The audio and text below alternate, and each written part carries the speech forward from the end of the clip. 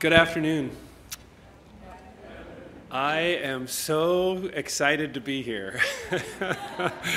I'd like to thank Chief Ann Richardson and the Rappahannock Tribe for inviting me to participate in this very important conference. It's quite an honor for me to be on this stage. I want to thank Leah for the kind introduction. As she mentioned, I'm the president and CEO of the Chesapeake Conservancy, but I'm also a husband. I'm a dad to two beautiful girls, and I have a 12-week-old puppy. But I really recognize I'm not of indigenous descent, but I believe in the promise of indigenous-led conservation, and that reconnecting tribal members with their homeland is key to reinforcing Native identities and preserving tribal lifeways. I'm a really passionate guy. You know, I love my country, I love my family, I love the Chesapeake Bay, I love our wildlife, our cultures, our landscapes. I love the magic of watching an eagle catch a fish. I'm also pretty idealistic. I believe in civil rights. I'm very committed to civil rights. And to be frank, I'm pretty angry about the history of indigenous peoples being forcibly removed from their homeland, and I'm deeply committed to doing my part to addressing that. You should know I've also been called a problem.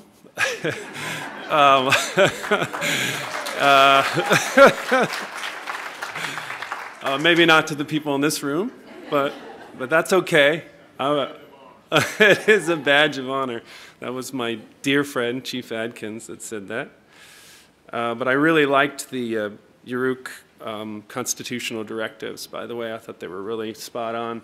So the Chesapeake Conservancy is a nonprofit working to conserve and restore natural and cultural resources in the Chesapeake Bay watershed for future generations. And we do that, we're a catalyst for change, but everything we do is through partnerships. And we believe in empowering others with technology or money or politics.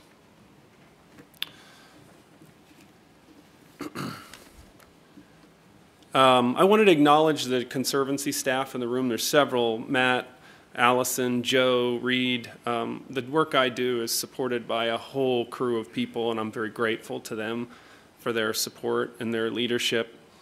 And I come before you today as a conservationist that some of you may not know, but I want to leave here as your partner.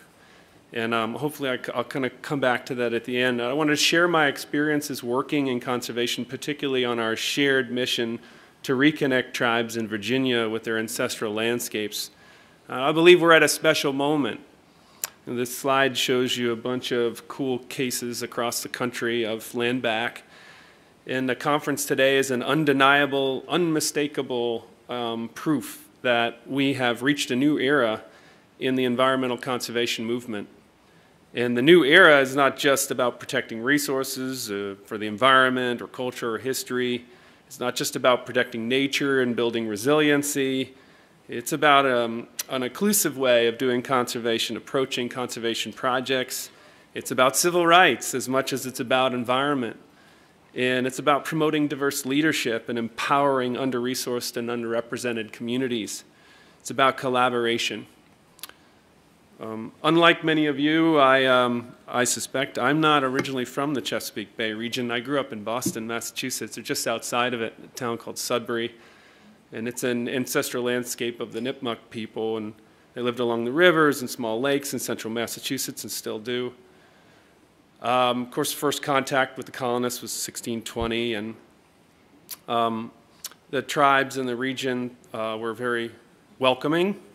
There's in fact some signage to that at one park in Massachusetts, the Old Connecticut Path, where they celebrated the Nipmuc journey of bringing food to the colonists. Unfortunately, of course, that generosity was repaid with deadly spread of infectious diseases and taking of their land and et cetera, the story that's been noted on numerous occasions this morning. And I don't need to repeat that necessarily, but that displacement, you know, that story, that wasn't told when I was a kid. I was just a blue-collar kid in Boston public school, but they didn't have indigenous history as a part of our education process, and it's not because that history wasn't known, it just wasn't told. And you know, that shaped my perspective.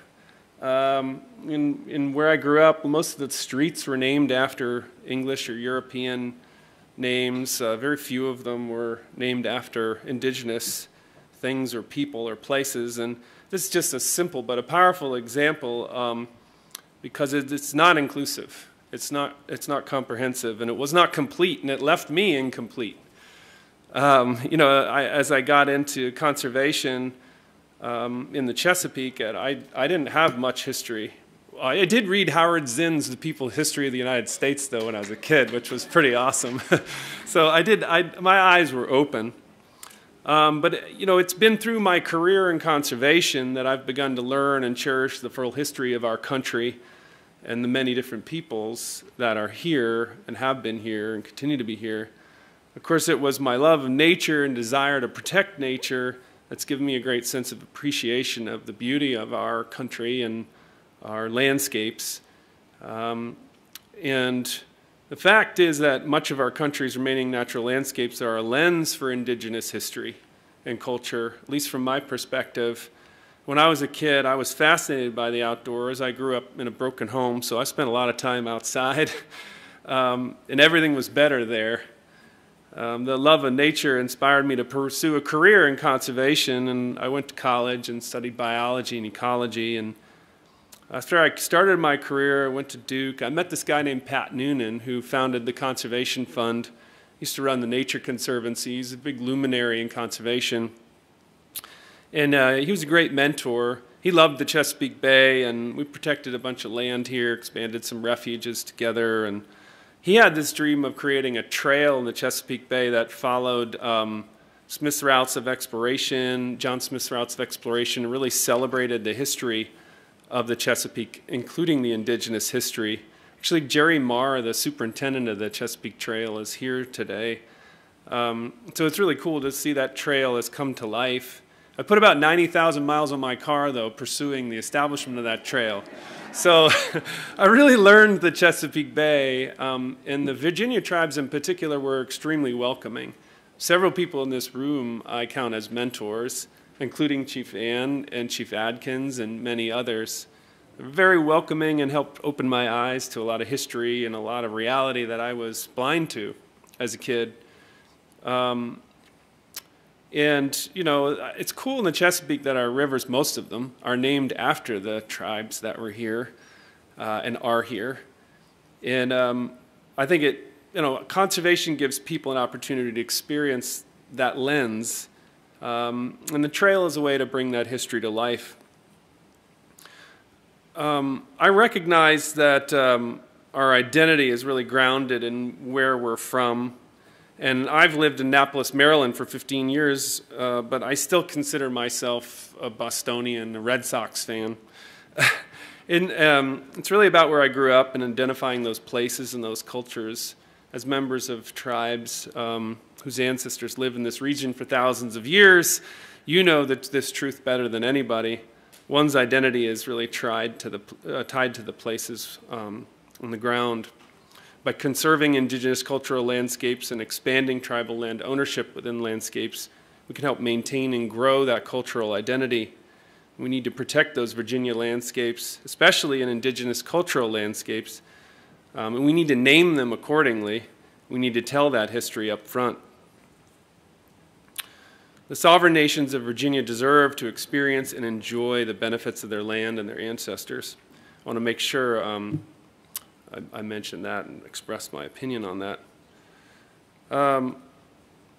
So there's an urgency in this moment, what we stand to lose right now. I would be remiss if I didn't mention that we're losing natural resources around the world. Humans have impacted essentially every ecosystem, rivers, forests, mountains. Pollution is especially in the Chesapeake Bay, a big problem. We're living in the age of the sixth mass extinction, threatening much of our biodiversity, our species abundance.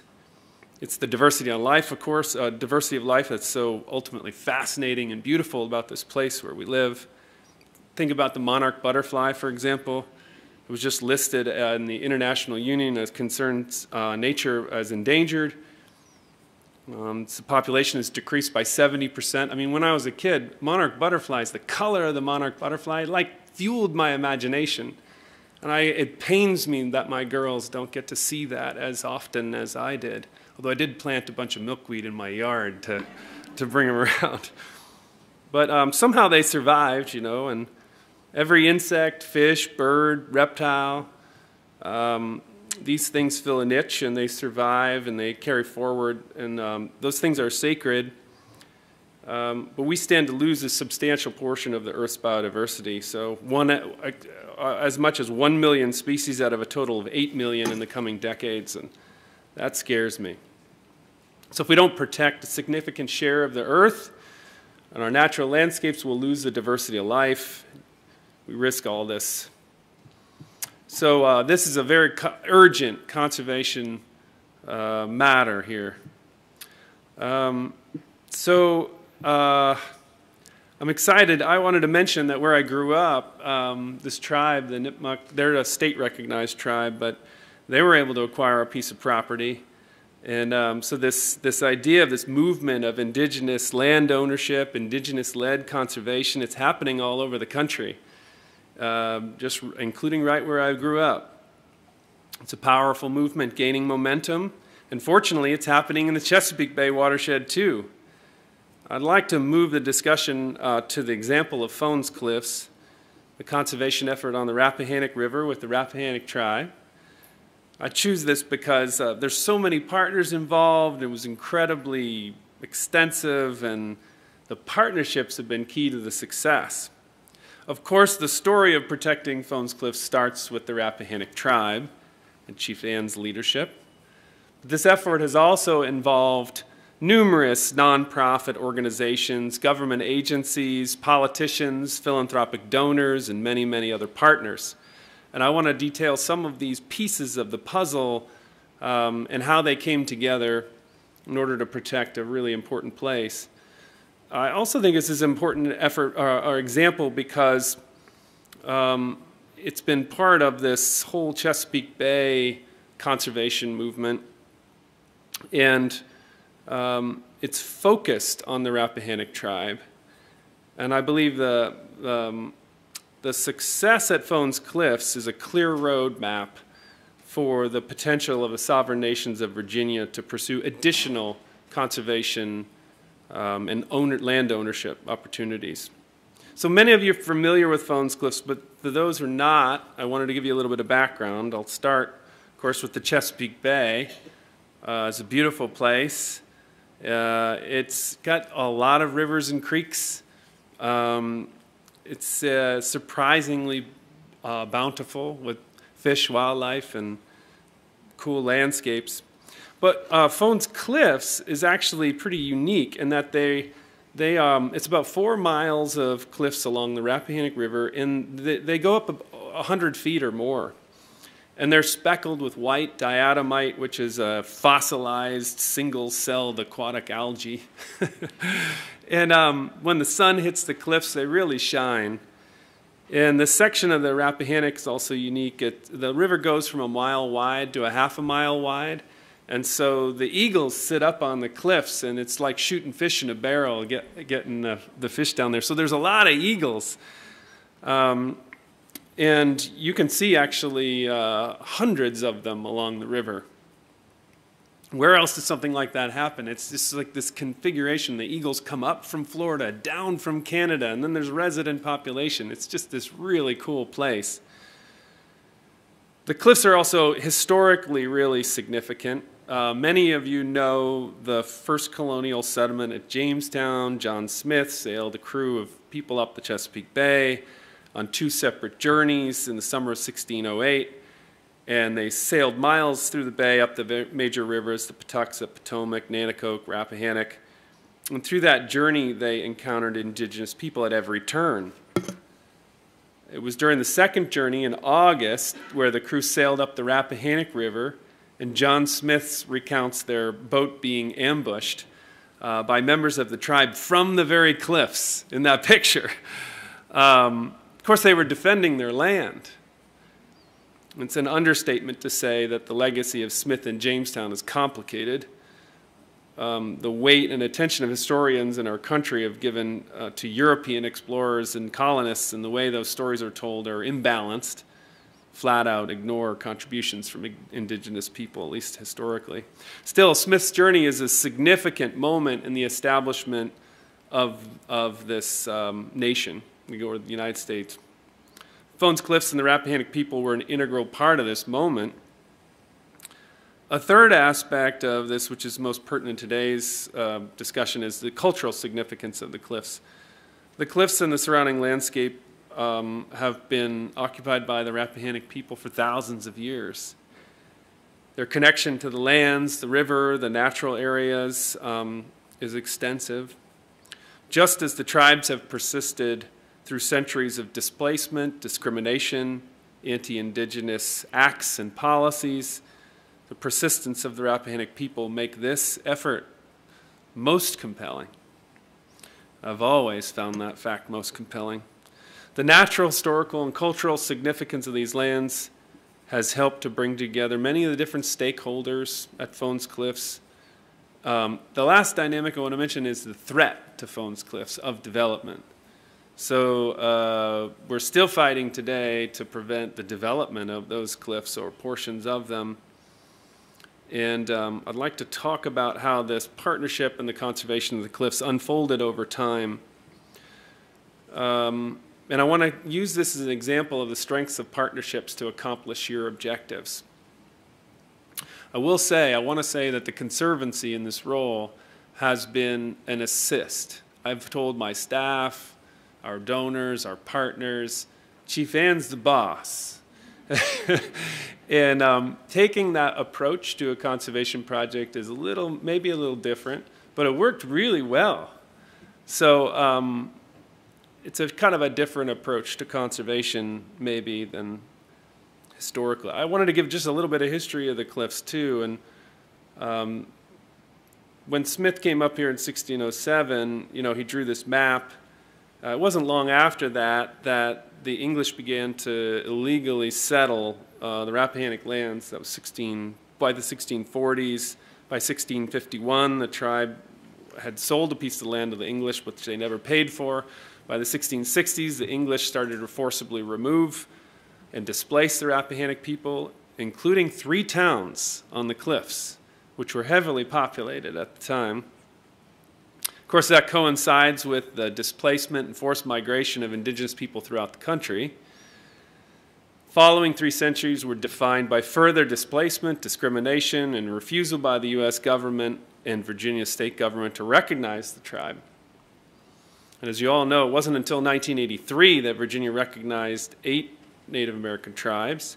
It took 35 years after that, until 2018, for the federal government to recognize many of the tribes that are here. I want to say that tribal recognition accomplishment is really phenomenal. And for those of you in this room who were instrumental in making that happen, I want to just say congratulations again to you. It was a wonderful day at Werowocomoco where we celebrated that recognition together. So, of course, the Rappahannock people have always been at the table on Fones Cliffs, but now their voice is louder, and they have more influence, and they're stronger, and they have more capacity. So the next partner with the focus on Fones Cliffs were those representing conservation. I want to talk about them a little bit. We've talked about the tribe quite a bit. But alongside the Rappahannock tribe's efforts for recognition, Fones Cliffs and the surrounding region were gaining recognition as important for wildlife conservation. As far back as 1960, the Rappahannock River was recognized by the Atlantic Flyway Council for its importance for wintering waterfowl, and later for the importance to the dwindling Chesapeake Bay bald eagle, which has reversed course, thank goodness. Federal legislation and agreements, especially the Endangered Species Act, the North American Waterfowl Plan, North American Wetlands Act, all added some legal protections to the area. And then in 1996, they established the Rappahannock River National Wildlife Refuge. What's cool about the refuge is it wasn't a discrete square. It actually traced a large section of the river. And the Fish and Wildlife Service was given authority to select key parcels to acquire within that much larger boundary to benefit wildlife. So it was very unique in its establishment and structure. And that establishment of the refuge led to this landscape refuge. It's really cool. So it encompassed 260,000 acres on both sides of the river, 60 miles long, a refuge that's 60 miles long.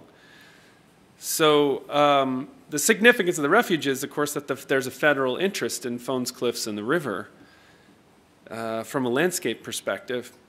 And Fish and Wildlife Service has helped to initiate conservation efforts in the region and along the cliffs since the 2000s.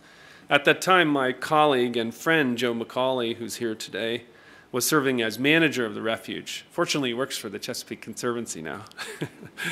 But Joe oversaw some work with the Nature Conservancy on the first approach to one of the landowners on the cliff, a 250-acre parcel on the cliff, to try and buy it for conservation. He had it appraised, and they made 4 separate offers over the course of the next couple decades. And it was a slog. At that time, the landowner wanted to recoup his investment in a subdivision that he had designed. The threat of development to the cliffs brought together a whole host of conservation partners in what is now called the Rappahannock River Land Protection Partnership.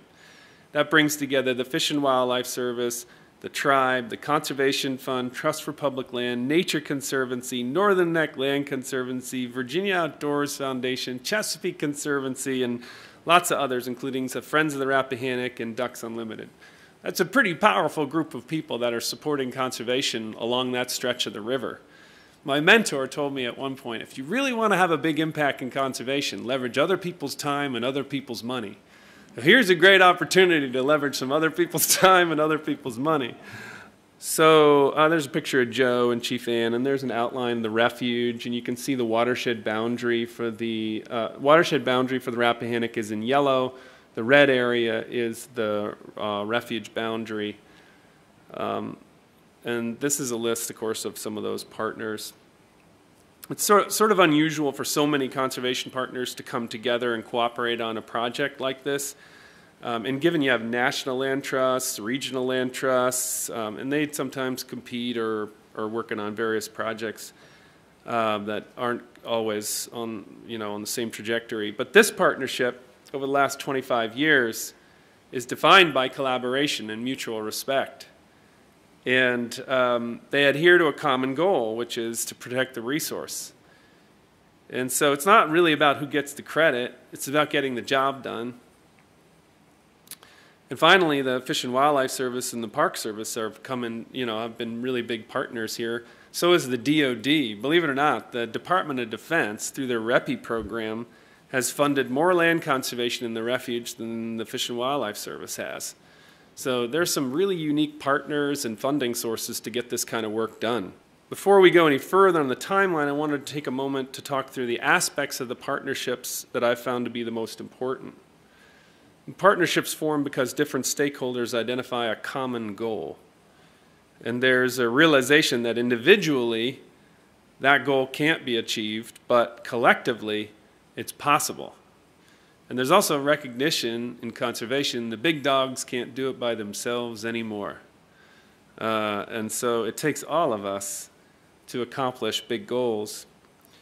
So national land trusts, national organizations are accustomed to being the lead entity on projects, and that's sometimes really appropriate. There's also federal agencies that want to be the lead on projects.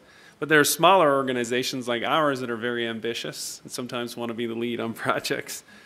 So the next big requirement of partnerships like this, which can be very challenging, is staying focused on a common goal and being patient and having some forgiveness, being inclusive, communicating, being transparent. Probably the most important thing is to be willing to step up or step back, depending upon what the situation calls for. I would say that Chief Ann and I have done that so well together in particular. You know, Chief Ann steps up or steps back, or I step up or step back, depending upon who we're talking to and how we're going to get there. And it's a very effective relationship. I'll say that each partner brings something to the table, and they have a relationship and a network and a skill. And some may have a relationship with a donor, which is really important, or a key elected official. And some maybe bring really important, really talented attorneys to the table, like Marion Werkheiser, who you'll hear from in a minute. But with one person or one organization, we really can't get it done. You need to work together, and that's a key. Those are keys, I think, to success to achieve these kinds of big objectives. So now to the cliffs. Okay, so this is the big reveal, right? So we talked about the trail and the establishment of the trail, and one thing that really happened that was really cool coming out of the establishment of the trail is the National Park Service put money towards identifying tribal priorities. So they started this new indigenous cultural landscapes process, where they would engage with tribes and actually ask them what's important to them. Novel concept, right? But so it was described as a project that constituted an effort to bring together tribal and non-tribal stakeholders, input with large quantities of data in a variety of forms for the purpose of identifying places and landscapes meaningful to the historic and contemporary Rappahannock. I mean, what a great idea. So we did that back in 2016. We were a contractor for the Park Service. They paid for it. The tribe was the key constituent that we delivered the product to. It involved a lot of data and a lot of historical research and archaeological and ecological data. And then we mapped it. We turned it into GIS data.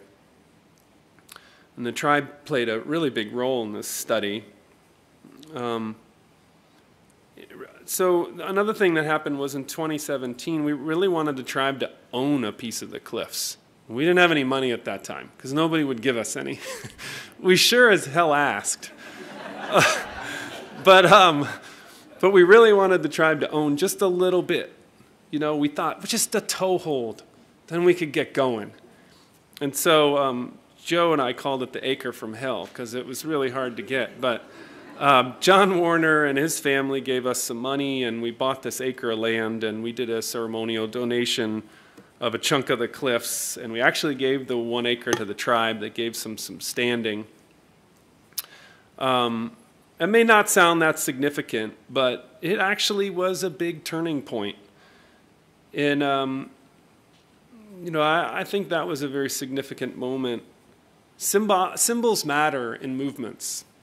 And the 1 acre mattered for this individual project. The cliffs, the land acquisition at the cliffs matters for the land back movement in the Chesapeake. The Chesapeake land back movement matters for the nation, and that matters for the world. So I think those symbols scale, and they matter. So that 1 acre, you know, it was hard, Joe, but it was good. It was worth it. And as we discussed back in 2003, Joe was working on this, this big 250-acre parcel, and the Nature Conservancy, who's here today, took a run at it, and the Trust for Public Land took a run at it.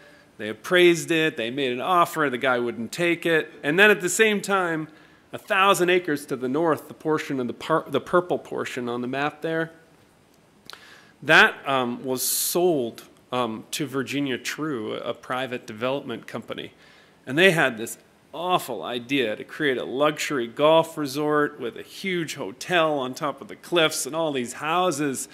I mean, it's like a nightmare, you know? I mean, a nightmare on top of a nightmare that would have led to the clearing of hundreds of acres of forest land in this sacred place where all this wildlife is. I mean, it was like a dagger to the heart.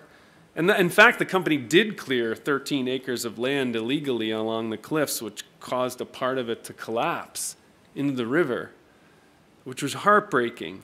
So all of a sudden we had these two kind of urgent development threats. This one guy who wouldn't come to the table, and this new company that was proposing this awful development.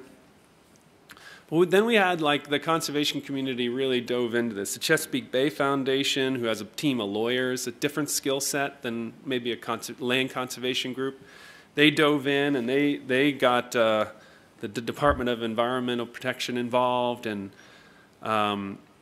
they've bring our litigators to the table to intervene with the Virginia True property on the clearing, and that urgency, that threat seemed to motivate us to slow them down. That was an important strategy, was just to slow them down a little bit.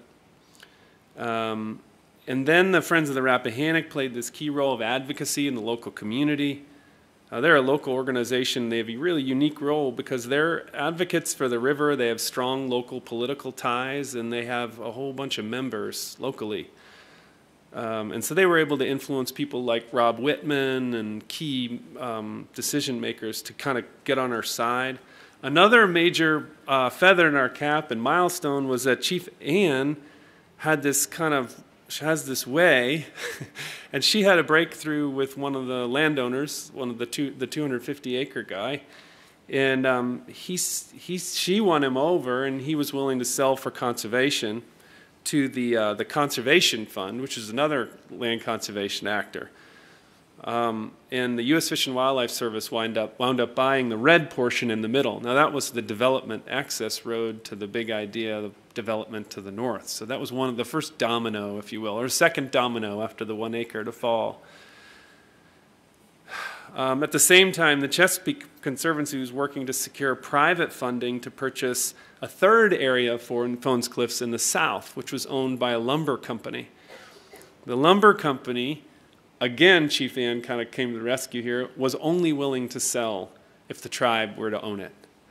And so, you know, thankfully the Wilderness Society connected us with Carol Engel and the William Dodge Engel family, and they were willing to put up the money to buy that 465 acres of land, which we did. Walmart, through National Fish and Wildlife Foundation, also contributed a significant amount of money to the acquisition. All of a sudden, after years of pitching, banging our heads against the wall, we've had these two key donors come to the table, organizations come to our side. The U.S. Fish and Wildlife Service dove in, and we had a new Secretary of Interior, and Deb Haaland, first Native American cabinet member, which really changed the game. So, you know, having tribal ownership was also, I mean, that was always a goal with Chief Ann, but we were able to work that into the principles of this partnership. And that was an organizing objective for us, and luckily the philanthropic donors supported that. We wanted to conserve the property. Chief Ann wanted to donate an easement to the Fish and Wildlife Service, and the donors liked that too. But that presented some new challenges in uncharted territory because Fish and Wildlife Service, of course, is a federal agency of a sovereign nation. We had to, Marion and others and I had to navigate that, which was interesting. And we wanted to set it up so the tribe could enter it into trust, ultimately, if they wanted to, which we did. And I got to tell you, at the last minute, the deal almost fell through. But we rescued it, and we were able to complete the deal. And Deb Haaland came to the celebration, which was really magical. And the story reached 1 billion people. So it's an ad equivalency of 1 billion people, but 1,000 media articles picked this up. It was on the cover of CNN, Washington Post, all these major news outlets. And what's great about that is I think it changed the way people think about conservation. It changed the way conservationists think about conservation. It maybe changed the way tribes think about conservation, and everyone else. And I think that it's a foundational element of a larger movement that's now happening that I'm so proud to be a part of. Securing land ownership for indigenous tribes across the Chesapeake and the country and positioning tribes as core conservation partners is really exciting. And as I said at the beginning of my remarks, I wanted you to think of conservation groups, land trusts, organizations like mine as partners, and vice versa. And I think that's happening. So it's going to take a bunch of resources, and we're going to have to be super creative about how we leverage federal and state and private resources to accomplish our goals. But we do have a nice framework, at least in the example of Phones Cliffs and some of the work that Chief Adkins and the Chickahominy have been doing to acquire land, and others in this crowd. Forgive me for not detailing them. I do want to say, too, though, that we're fighting for these additional parcels at Phones Cliffs right now. Just last week, the 1,000 acres to the north was listed, and it's going to auction. Yeah, you heard the murmur. I hear that at night in my head. But you know, we've got an approach, and we got hopes and aspirations and partnerships in place where we're hoping to play a role here and achieve a conservation outcome. We do have, of course, an urgent need for resources to make that happen. Chief Anna and I were out late last night, in fact, together, side by side, trying to make that happen. And it's so fun. It's so fun to work together, honestly.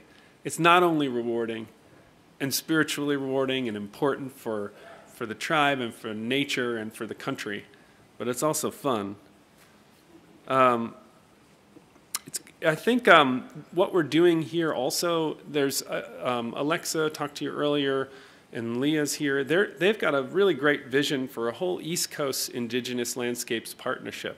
So imagine that this is just the start of something that could become much, much bigger in scope.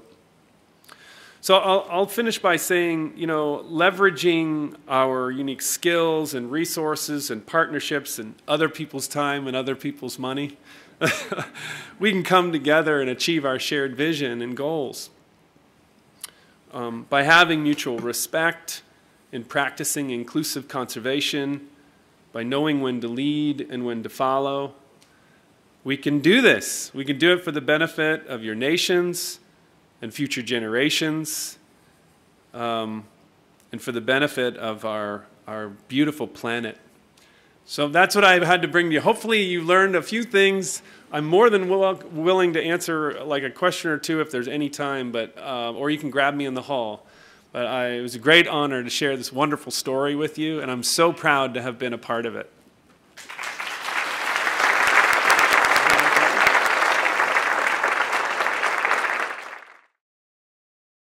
Marion Werkheiser.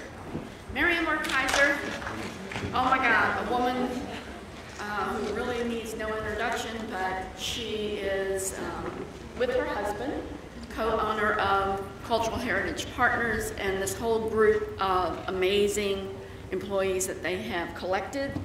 And they represent 6 of the tribes here in the state of Virginia: the Chickahominy, Eastern Chickahominy, Rappahannock, Upper Mattaponi, Nansemond, and Monacan.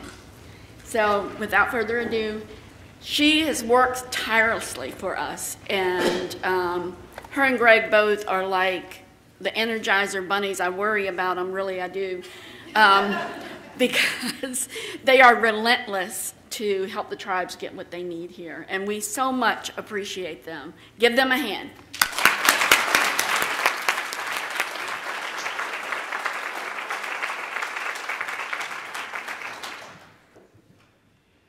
Thank you so much, Chief Ann. It takes one to know one when it comes to relentless Energizer buddies. It's such an honor to be here today. Can y'all hear me okay in the back? All right, great. It's such an honor to be here today, and it's a great honor to work with so many tribes in Virginia. I'm here today to talk to you about tribal consultation, which a few of our speakers have touched on. But my goal today is to share with you what tribal consultation is, why the federal government requires it, why international law requires it, and why the Commonwealth of Virginia should require it. And I'm going to distinguish between tribal consultation, which is a government-to-government function that we've been talking about, and tribal engagement, which happens between community organizations, conservation groups, developers, and other non-governmental organizations and tribes. So, let's see here.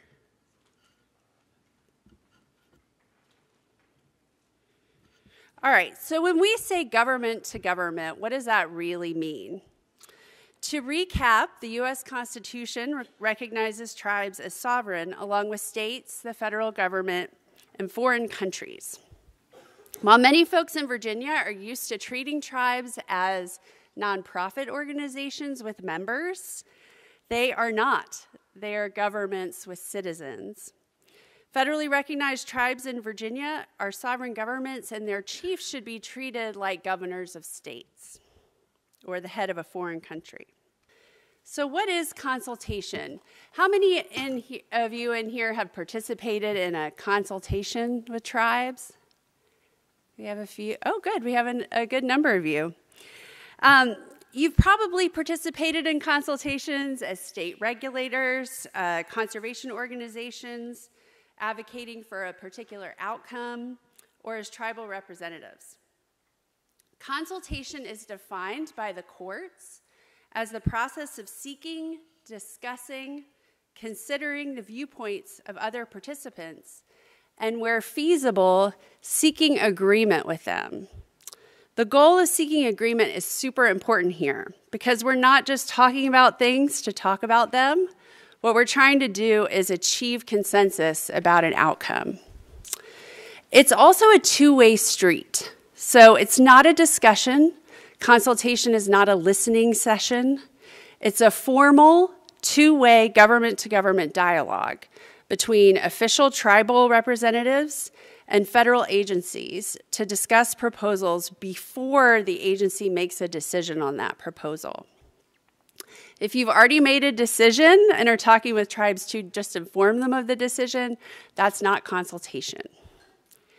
And finally, the courts have said that consultation has to be meaningful and in good faith.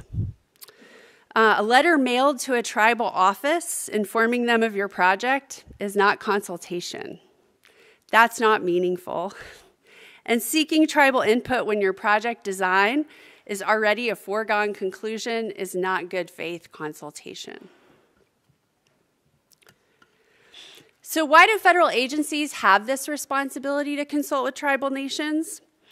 Generally, any undertakings that require federal money, if they happen on federal land, or if they require a federal permit to proceed, then law requires the U.S. government to consult with federally recognized tribes. So, for example, when the government needed to spend pandemic relief money that was appropriated by Congress, they had to consult with tribes on how to spend that money. When the Bureau of Land Management is deciding on whether and how to enter into those oil leases in the Gulf of Mexico that you saw, they have to consult with federally recognized tribes.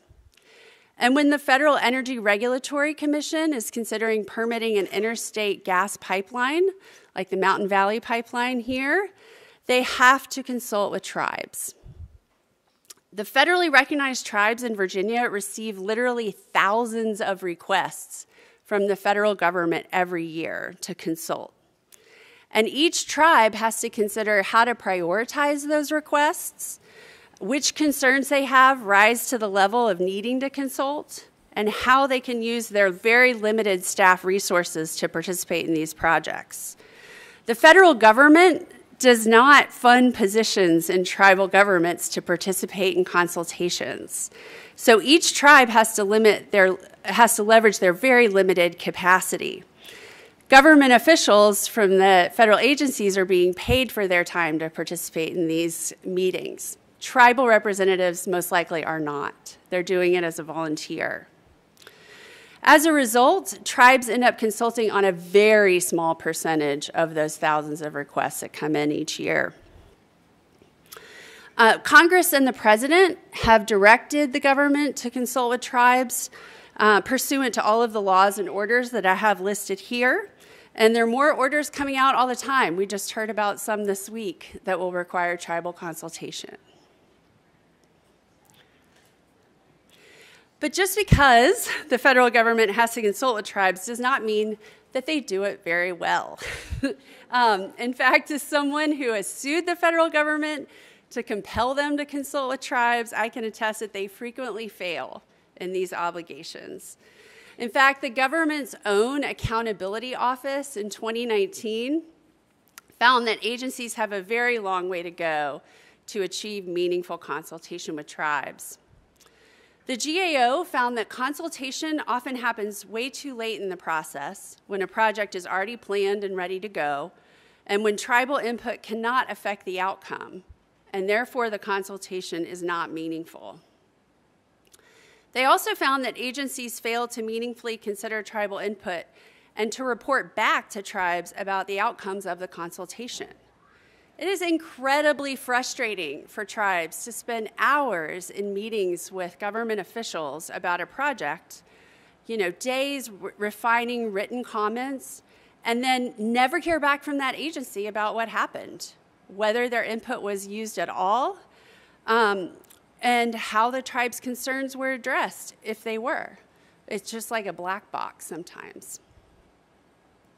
And the GAO also found that the government does not do a good job of identifying the appropriate tribes to consult and often does not contact them.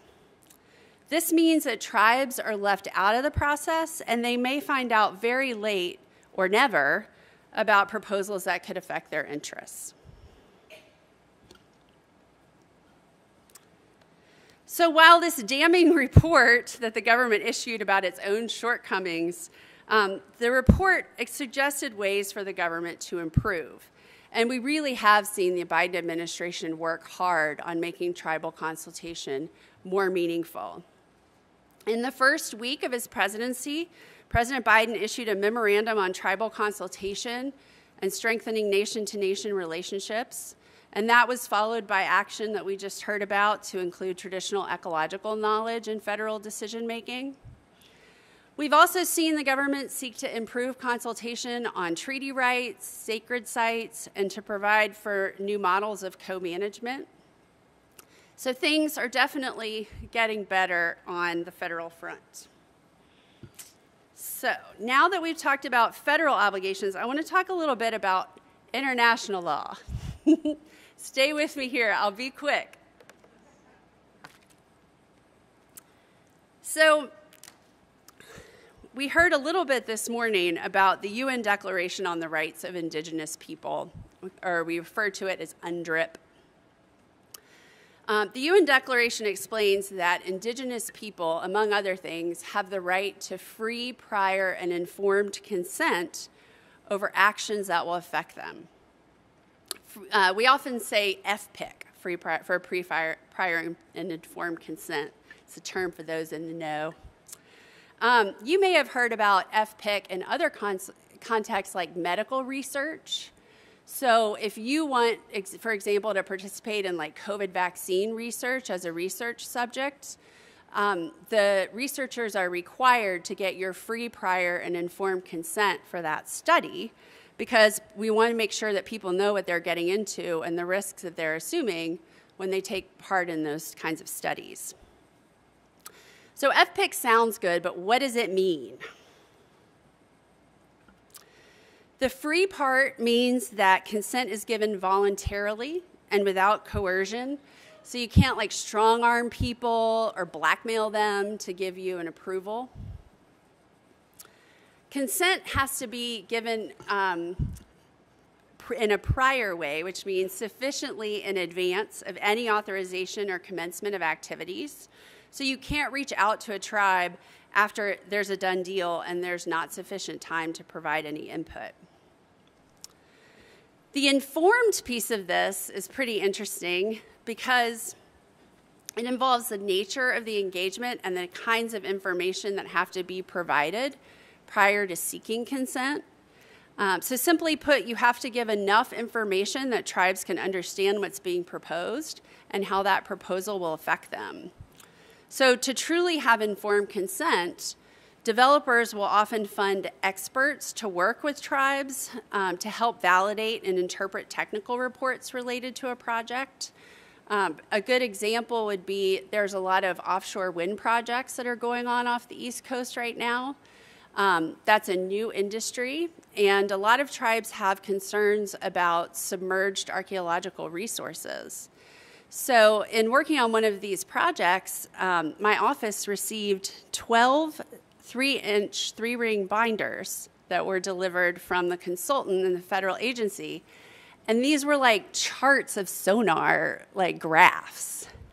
And Ellen, our archaeologist, and I just looked at them. We're like, what are we supposed to do with this? We're not experts in sonar readings. In those kinds of cases, you can't have informed consent unless the tribe has access to people who have that expertise. And then we have consent, which is a collective decision made by the indigenous people and reached through their customary decision-making processes. Indigenous people and tribes get to decide how they're going to make their decisions. They get to decide who's going to be in the room, who's going to speak for the tribe. You don't get to go and just like pick off a tribal citizen and get them to say yes and walk away and say you have consent. You have to follow traditional decision-making. So why does this matter? So many multinational companies and project finance banks have committed to achieving FPIC on projects they undertake or they fund. So I'm going to briefly note here that a lot of companies have signed on to the UN Guiding Principles on Business and Human Rights, which includes FPIC. The IFC performance standards, which also call for free, prior, and informed consent, and the Equator Principles. Has anybody heard of the Equator Principles? Nobody. All right. So these are a risk management framework that was adopted voluntarily by financial institutions to manage environmental and social risks in their business. The Equator Principles have increasingly robust standards for managing cultural risk, and particularly those related to indigenous people. It's a big deal because 101 banks in 38 countries have signed on to these principles, including banks we know like Citibank, meaning that any projects that these banks invest in have to comply with these principles. So do y'all remember the Dakota Access Standing Rock protests from a few years ago? Seeing a lot of nodding. After that, the Equator Principles were revised such that any banks that want to finance projects in the United States have to seek free, prior, and informed consent on their projects. So clearly, FPIC is a higher standard than what the federal government requires, and so we're seeing multinational businesses and these international financial institutions and investors leading the way to recognizing and respecting the human rights of indigenous people in the U.S. It's being led by the corporate sector rather than the government. So why do these profit-hungry companies and banks care about FPIC and indigenous people when they're making their commitments? I'm sure for some of them it's because their heart is in the right place and they want to do the right thing. But it also happens to be really good for business. Early and often consultation avoids delays and expense. So many projects have been significantly delayed or canceled due to objections from community stakeholders and failures of companies to consult with communities. There's the risk of litigation, injunctions, permit revocations, and delays in the project itself. We know there is reputational risk and divestment risk for companies and investors. So after those Dakota Access Pipeline protests, big pension funds, large city governments, and people like you and me walked into Wells Fargo branches across the country and took our money out of that bank. It ended up costing Wells Fargo billions of dollars, a huge reputational hit to that bank. So now that we've talked about international, I'm going to bring all that stuff back to Virginia. All right. This is a map of the areas of what's now Virginia back in the early 1600s when the English first came over. During his travels throughout Virginia, John Smith was accompanied by a Monacan man named Amarolek. And Amarolek had been wounded in battle and taken captive by the English. Whereas the tribes of the Powhatan Confederacy willingly traded with the English and actively helped them through the starving time, the Monacans avoided contact with the English. And Amarolek explained to John Smith that the arrival of the English had been anticipated. He explained, "We heard that you were a people from under the world to take our world from us." And when John Smith drew his map of Virginia, which Joel showed you earlier, he recorded an Indian town at the fork of the Rivanna and James Rivers, or what we call them today, called Rassawek. Smith learned that Rassawek was the capital of the Monacan people. All Monacan towns sent their tribute to Rassawek and gathered there for major ceremonies. It was a large town with a longhouse of 60 feet and at least a dozen roundhouses. A carbon-dated feature at Rassawek indicates occupation as early as 5,340 years ago, or about 200 generations of Monacans before John Smith arrived. Here's a close-up of Rassawek from John Smith's map. That spot where the rivers meet is now called Point of Fork, and it's one of the most concentrated archaeological districts in Virginia. In fact, the Smithsonian sent 2 delegations of scientists in the 1870s and again in the 1930s to document archaeology and Indian burials at Rassawek. Rassawek provides the Monacans a tangible connection to their ancestors, the vast majority of whom did not survive the arrival of the English, and many of whom are buried there. The Monacans' ancestors lived and died there, performed rituals, and met as a community, and the artifacts that they left behind reveal important stories to native and non-native people alike. And here, it may be difficult to see, but kind of in the middle of Virginia, you see a yellow star. That's where Rassawek is located today. Columbia, Virginia is the closest community, for those of you who are familiar. Here's what Rassawek may have looked like. And here as well.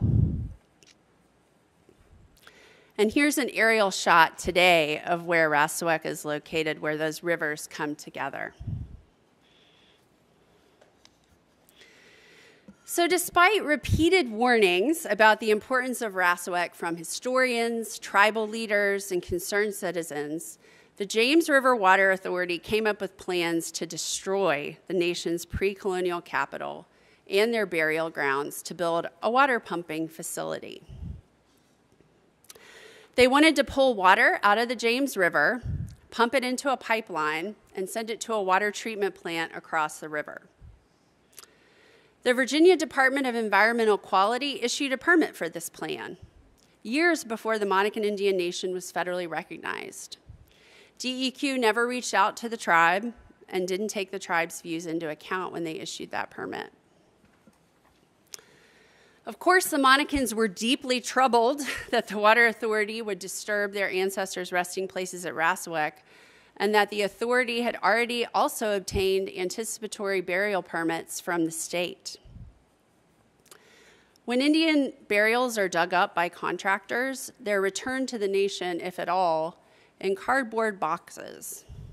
Monacan ancestors deserve to rest in peace, and their living community does not deserve to endure, once again, the emotional trauma of holding funerals and reburial ceremonies.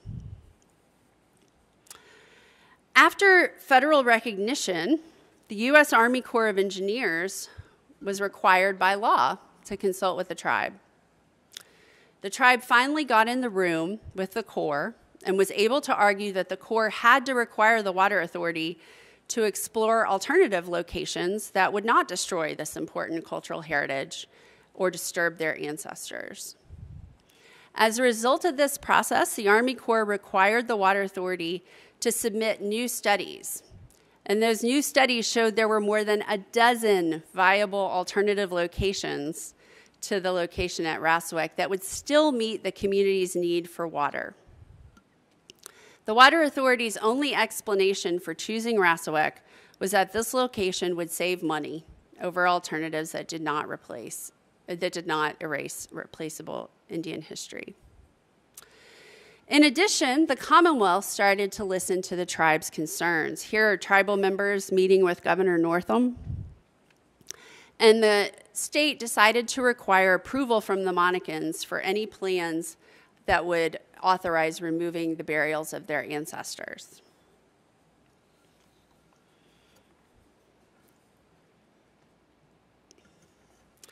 The tribe was able to count on advocates like many of you who are here in the audience today to stand up for their rights. Media coverage helped galvanize community members to speak out for the preservation of Monacan history and ancestors. The Virginia federally recognized tribes banded together to support the Monacans and put their voices together. They may be newly federally recognized, but they are mighty. In all, more than 12,000 people and organizations representing thousands more sent comments to the Army Corps of Engineers, encouraging them to choose an alternative location.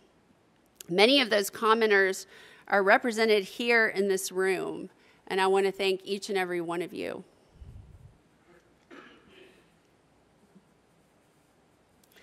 I'm pleased to share that after this public outcry, the Water Authority decided to work collaboratively with the tribe to examine those alternatives.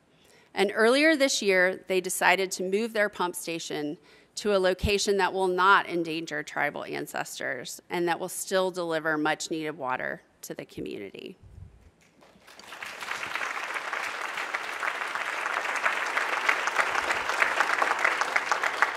Of course, we are also pleased with how this turned out, not only for the Monacans, but because symbols do matter, like Joel was saying.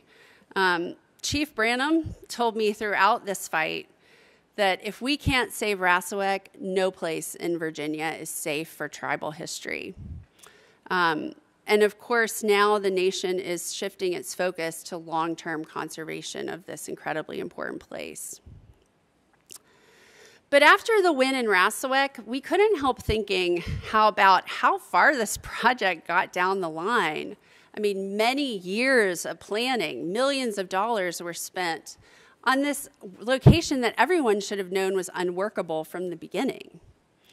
So how could the Commonwealth ensure that the tribe's concerns are raised earlier in the process when those design changes could be made more easily, more efficiently, and less expensively?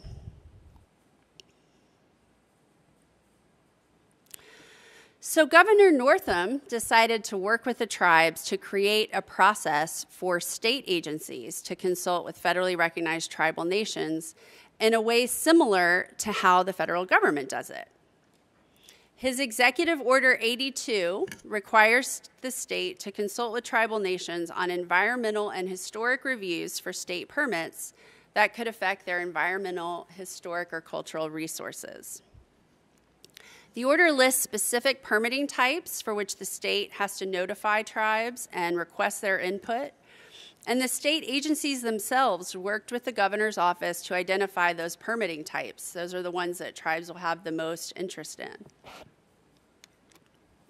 And notably, the order also required the state to get consent, not consult, consent from tribes before they issue burial permits to disturb their ancestors. The order also required the state to consult with tribes about which projects are most likely to affect them. So tribes will tell the state which areas they're interested in. I do want to point out that tribes in Virginia have federal service areas that were established by Congress.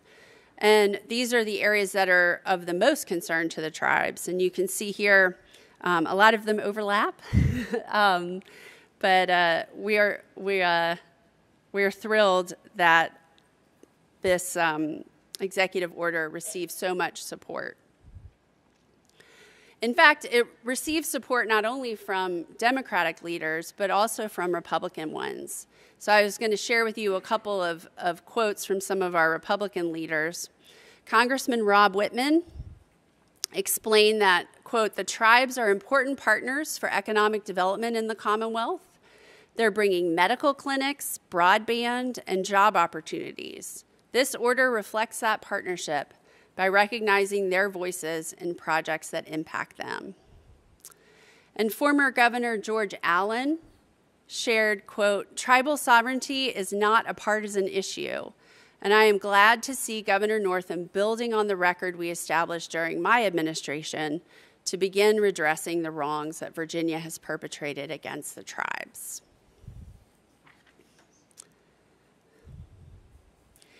So while the executive order is a huge step forward for the Commonwealth's relationship to the state, codifying that order would make state consultation permanent. And doing so would be consistent with the 1677 Treaty of Middle Plantation that was signed between Virginia and the tribes, and that established a government-to-government relationship between the colony and the tribal nations. At least 13 other states require tribal consultation on state impacts to environmental, historic, and cultural resources. So we won't be the first in the country. We need to get with the program. In the last General Assembly, Delegate Paul Krizek and Senator Jennifer McClellan introduced bills to codify Executive Order 82. Delegate Krizek's here, and I want to give you a huge thank you for your leadership on this issue.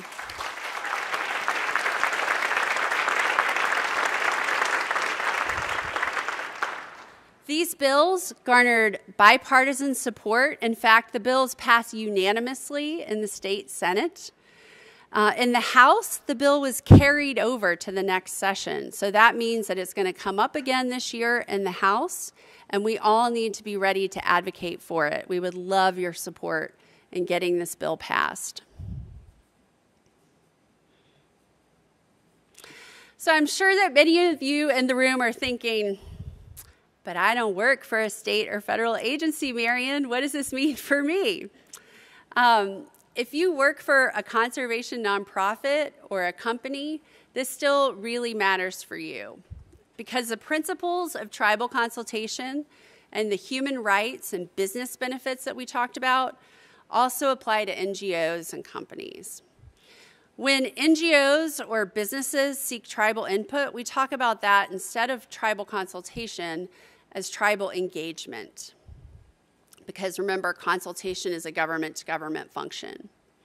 So I want to talk a little bit about the best practices that you should consider when you're reaching out to tribes and seeking to include them on your projects.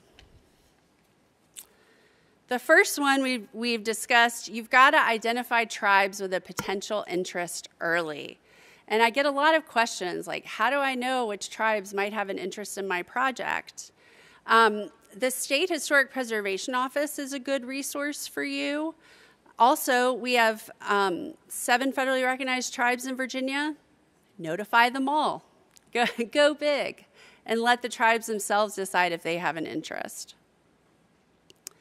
You want to build relationships and try to understand tribal history, priorities, and culture. All of you in this room are already doing that, and we really appreciate it. Another important part of effective engagement is understanding how tribes make decisions, because you want to make sure that you're talking to the right people. And many of the tribes in Virginia are making this easy for you. For example, the Rappahannock tribe developed a consultation and engagement policy that's on their website. So if you want to reach out to the tribe, it tells you right there who you should be writing to, what kind of information you should be sharing, so that you can make sure that your requests are going through official channels. You want to make sure that you're giving enough information early enough and in a format that's requested by the tribes. So, you know, those 12 3-inch three-ring binders, not very helpful. The tribes may ask you for different types of information and in different formats, and you may be pleasantly surprised. They may just want a map and a few bullet points to understand whether the project affects them.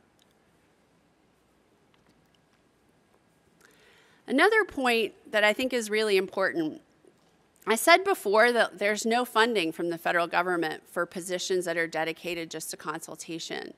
So if you are reaching out to a tribe because you want to do a project that might affect them, they have to put aside other really important government functions to take the time to meet with you, and no one's paying them for that time. So I really encourage companies that are trying to build projects, organizations that are trying to include tribes in their efforts, pay them for their time. You're being paid to be in that meeting. Make sure that the tribes are being paid to be in that meeting. And also think about how you could help fund experts and counsel for the tribes to fully understand your project. You know, it shouldn't require them to become experts in your priorities. You should help them find the experts they need to help them. You want to engage often and explain to tribes how their input's being used. We already covered that. It's important to circle back. And if you're working on a project that also needs federal permits or state permits, you want to keep an eye on what the agencies are doing. You know, as we talked about before, oftentimes governments drop the ball and they don't tell the right tribes or they don't follow up. If you want to see your project get a permit, you should have your eyes over the shoulder of that agency, making sure they're talking to the right people, that they're getting timely feedback, and that you know what that feedback is. And then another way of working directly with the tribes is, even if you're in a permitting process, you can still talk directly to the tribes and try to come up with resolutions to your problems. I have sat in many different seats at the table when projects are being hammered out with tribes, and oftentimes companies will say, well, we're not supposed to talk to the tribes. Like, that's the Army Corps' job. They should go talk to them. But if you're trying to have a three-way conversation, it can become very difficult. So companies will get mistranslations of tribal concerns shared with them by the agencies. The tribe won't hear fully what the company's plans are, and it can become very difficult. So I've been involved in a number of projects where everything had come to a halt. It had been years since the permitting process had made any progress. And having one meeting between company officials and the tribe was able to resolve the whole thing. There was just a miscommunication about really important things. So not all tribes will agree to meet directly. Some of them refuse to talk outside of that government-to-government relationship. But I encourage everybody to make the effort, because it can really matter for the success of your project.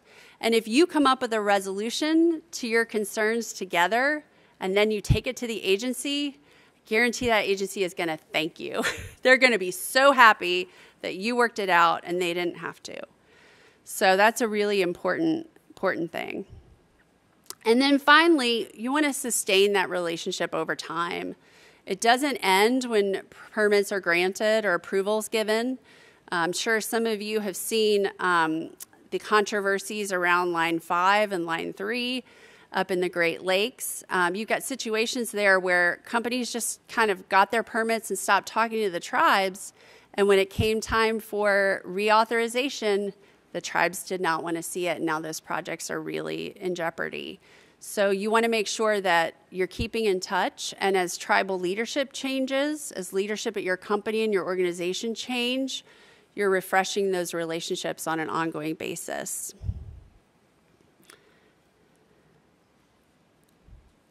I'm so thrilled to see all of you here today. I hope that this conference can be a step in building and sustaining those partnerships.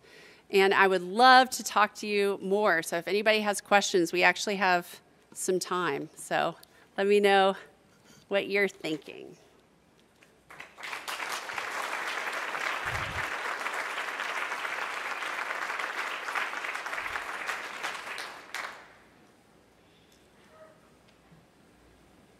Parker. Marion, always great presentation on the consultation process. I'm Parker Angelasto with Capital Region and Conservancy. We've gone through consultation with the National Park Service for federal grant funding that we received for land acquisition. And one of the things that the Park Service has done, and I thought this was an interesting change in policy in the last 2 years, is regardless of where the project is, they send the request to all tribes, regardless of whether it's in a service area. So with the executive order in Virginia being on a service area, why the difference of approach between what the federal government is doing and what the executive order is doing? And what are you to do in an area of Virginia that may not be covered by a service area? For example, we're working along the Appomattox River, where there are no known descendants of the Appomattox tribe. And we would very much like to engage, but there's very little evidence that we can identify. No, it's a great question, and I apologize for the confusion. So his question was, hey, the federal government will consult federally recognized tribes anywhere in the country. So a good example of that is there are a number of tribes in Oklahoma who used to live in Georgia, and they were removed on the Trail of Tears out to Oklahoma. Those tribes still care about their traditional cultural places in Georgia, and oftentimes developers in Georgia never think to contact those tribes. They're like, we don't have tribes in Georgia. Well, no, they're in Oklahoma now. So federal law is clear that tribes get to establish their own areas of interest for what they want to consult on. And that's the model that we followed in this Virginia executive order and in the legislation. So it sets up a consultation process for the state to work with the tribes to define those areas of interest so that the tribes can tell the state where they want to consult. But I shared the service areas because those are already identified as the most important places, and we haven't gone through that consultation yet to define all of the areas that the tribes would be interested in. So as we've talked with state agencies, that's a shortcut, but it's not the end of the story. So we'll be working on defining more of those areas of interest. Thank you. It's a really good question. Anybody else?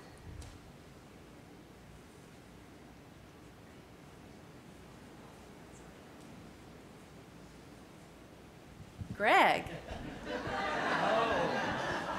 Something you want to ask me now or later? There are some state employees who currently work for agencies like the Department of Environmental Quality in Virginia here today. And whereas the Rasowick story was perhaps exposed where those agencies fell short, I wonder if you might say something positively about the state, those employees at the state agencies, now one of whom I sat next to at lunch, and how the agency staff themselves, regardless of who's in the governor's office, are really taking it upon themselves to do positive work. Marion. Thank you for that, Greg. I do want to point out that it was the enthusiasm of state employees in these departments that helped lead to this executive order in the first place. If the agency career personnel hadn't said, we can do this, we can make this consultation happen, it never would have made its way to the governor's mansion.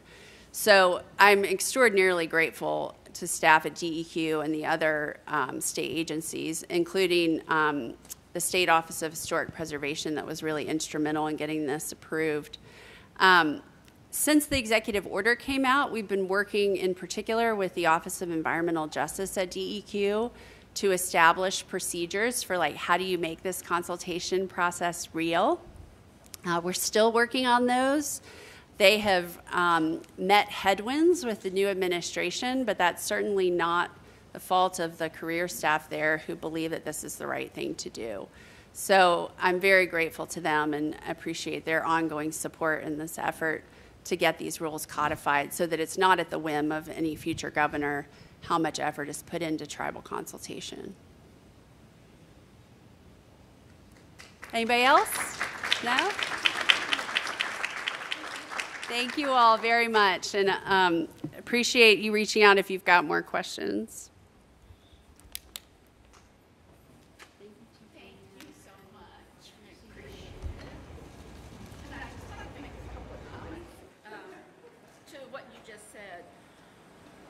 one of the things that we have encountered with, especially people like the Army Corps and different organizations that have to issue these permits, if they're issuing permits or they're doing an undertaking under land in your area that you that's a part of your traditional territories, and it's a state tribe, and they're not going to get the state tribe to the table, you can claim it and then bring the state tribe in.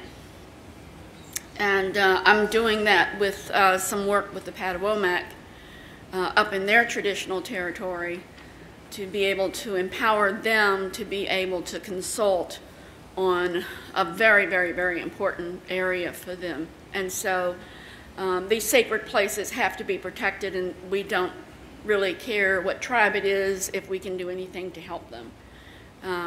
And Chief Atkins told me today, really great news, that Julie Langan just got reappointed as director of DHR, and she's a fantastic lady and has been so much support to the tribes.